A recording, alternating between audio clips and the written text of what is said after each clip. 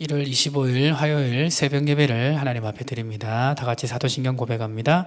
전능하사 천지를 만드신 하나님 아버지를 내가 믿사오며 그의 외아들 우리 주 예수 그리스도를 믿사오니 이는 성령으로 잉태하사 동정녀 마리아에게 나시고 본디오 빌라도에게 고난을 받으사 십자가에 못 박혀 죽으시고 장사한 지 사흘 만에 죽은 자 가운데서 다시 살아나시며 하늘에 오르사 전능하신 하나님 우편에 앉아 계시다가 저리로서 산자와 죽은 자를 심판하러 오시리라. 성령을 믿사오며 거룩한 공예와 성도가 서로 교통하는 것과 죄를 사하여 주시는 것과 몸이 다시 사는 것과 영원히 사는 것을 믿사옵나이다. 아멘. 찬송가 302장 찬송하도록 하겠습니다. 내 주 하나님 넓고 큰 은혜는 저 큰 바다보다 깊다. 너 곧 닷줄을 끌러 깊은 데로 저 한가운데 가보라. 언덕을 떠나서 창파에 배 띄워 내 주 예수 은혜의 바다로 내 맘껏 쳐가라. 왜 너 인생은 언제나 거기서 저 큰 바다 물결 보고 그 민 모르는 깊은 바다 속을 한 번에 하려 안 보나. 언덕을 떠나서 창파에 배 띄워 내 주 예수 은혜의 바다로 내 맘껏 쳐가라. 사람이 얕은 물가에서 저 큰 바다 가려다가 찰싹거리는 작은 파도 보고 마음 약하여 못 가네. 언덕을 떠나서 창파에 배 띄워 내 주 예수 은혜의 바다로 내 맘껏 쳐가라. 자 곧 가거라 이제 곧 가거라 저 큰 은혜 바다 향해.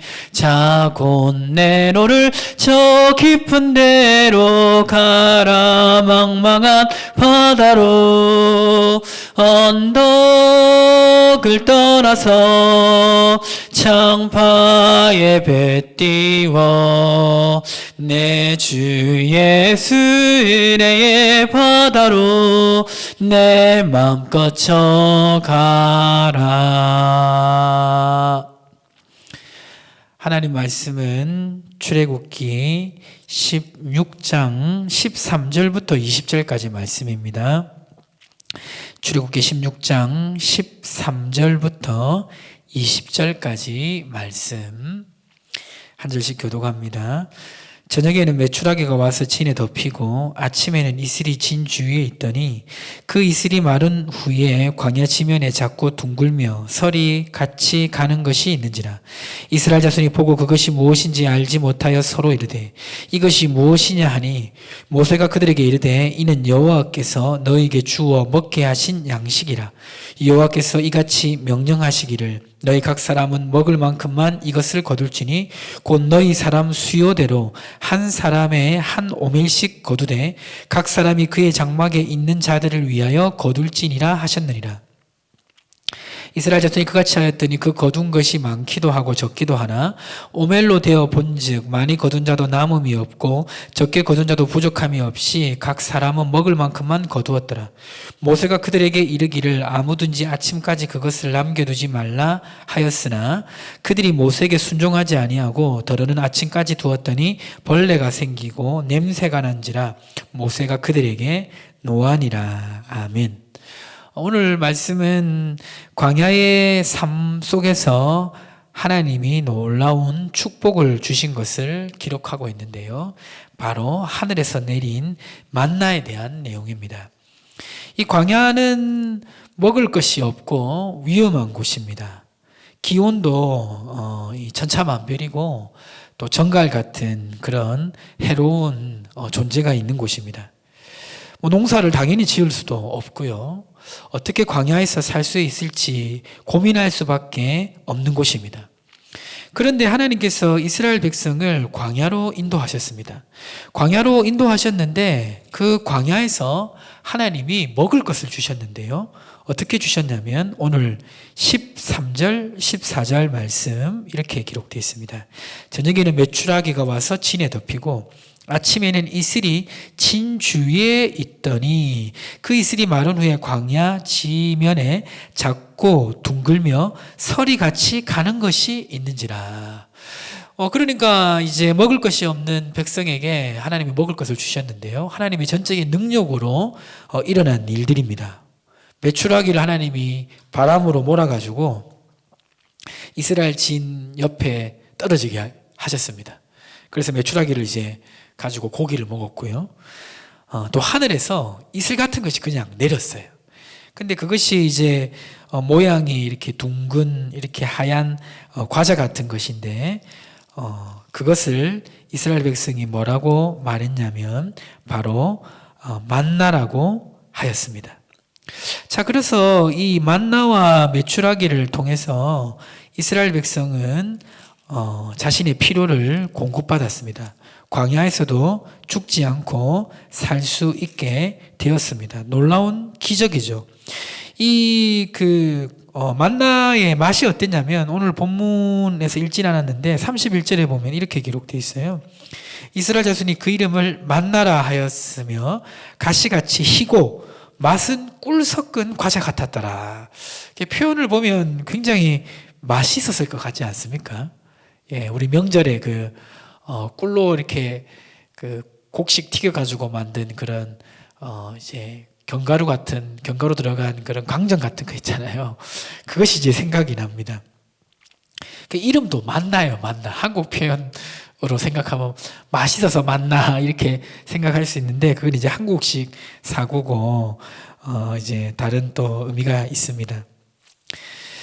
자, 그래서 이제 이렇게 이스라엘 백성은 40년 동안 하나님의 주권적인 역사에 의해서 이 먹는 것을 공급받았습니다. 이것이 우리에게 이제 주는 교훈이 있는데요. 그건 뭐냐면 하나님의 백성의 삶은 하나님이 책임지신다는 겁니다.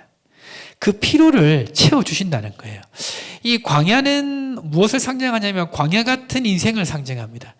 인생은 참 어떤 면에서는 물된 동산 같은 축복의 삶이 이어질 것처럼 생각하기도 하지만요. 인생은 반드시 광야 같은 시절을 만나게 되어 있습니다. 외롭고 두렵고 힘들고 필요한 공급이 전혀 주어지지 않는 그런 시간을 지내기 마련입니다. 그런 시간을 지내게 된 이유는 이스라엘 백성의 불순종 때문이죠. 마찬가지로 우리 인생에서도 광야의 길을 걸어갈 때 우리의 불순종과 우리의 연약함 때문에 광야의 길을 걸어갈 때가 있습니다. 또 하나님께서 어떤 특별한 목적을 위해서 우리에게 광야의 길을 허락해 주시기도 합니다. 그런데 이 광야에서 우리가 배우는 게 있는데요. 그게 뭐냐면 하나님이 필요를 공급하신다는 겁니다. 이스라엘 백성은 종되었던 삶 속에서 하나님의 백성으로 신분이 갑자기 변했습니다. 하나님의 백성은 하나님을 의지하고 살아가는 삶의 방식을 가져야 되는데 그걸 배우지 못했어요. 그래서 광야로 들어가게 되는 겁니다. 광야에서는 하나님을 의지하지 않고는 살 수가 없으니까 자연스럽게 하나님을 믿고 의지하며 살게 되어 있습니다. 그래서 이 만나는 그런 의미가 있는 것입니다. 우리 인생에도 동일합니다. 우리가 광야 같은 인생을 살지만 그것이 참 힘들죠. 저도 광야 같은 시절을 많이 보내봤고요.